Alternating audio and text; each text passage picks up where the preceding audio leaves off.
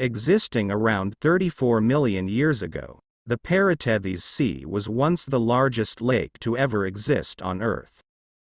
This large epicontinental stretch of water reached from today's Austria to Turkmenistan, along the southern margin of Eurasia, covering an enormous 2.8 million square kilometers, 1 million square mile. The sea was formed through the uplift of orogenic belts in the Alps and Carpathian. This caused the formation of a basin with a southern connection to the Mediterranean Sea. Around 12 million years ago, however, a collision between the African and European tectonic plates caused this connection to be closed off, resulting in the reclassification of Paratethys as a lake. Paratethys contained 1.77 million cubic kilometers, 424,000 cubic miles, of water. That's around 10 times more than all current-day lakes combined.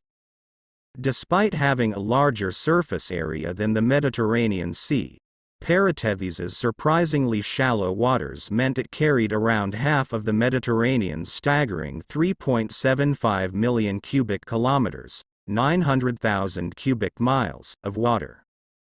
While the Mediterranean Sea was once fed fresh water through inland Europe's many rivers and streams, Paratethys' separation cut off this supply and concentrated the freshwater currents into the lake instead. This caused a change in the region's flora and fauna as the area saw a shift from previously diverse marine species to a less diverse range of freshwater species. The sheer size of Paratethys also meant it had a significant effect on the Eurasian climate. The water vapor created by the lake contributed to reducing the thermal gradient between seasons, encouraging a much more stable seasonal climate. The Paratethys Lake, however, didn't last long as a period of extreme drying meant very little rainfall hit Eurasia, which meant the lake's isolated waters would evaporate without being replenished by precipitation. With much of the water evaporating between 9.8 and 7.7 million years ago, a period called the Great Chersonian Drying saw water levels drop by around 250 meters, 820 feet. This saw the lake lose 70% of its surface area and 30% of its volume, reducing it to the size of today's Black Sea. The drying also affected the region's established ecosystem. Dolphins, seals, and even the world's smallest whale species, Cetotherium rheabenini, that once lived in Paratethys were no longer able to survive the lake's shrinking waters. Species that relied on the lake for its water were also forced to leave the region. With many migrating to the plains of Africa, some of these species went on to evolve into the giraffes and elephants we see today.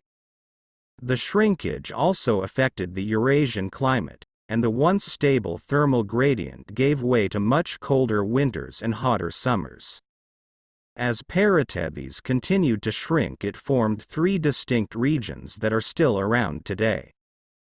The Black Sea is located in Eastern Europe and Western Asia and covers 436,000 square kilometers, 168,000 square miles. The Caspian Sea is the world's current largest inland body of water, covering an area of 371,000 square kilometers, 143,000 square miles, in the Middle East.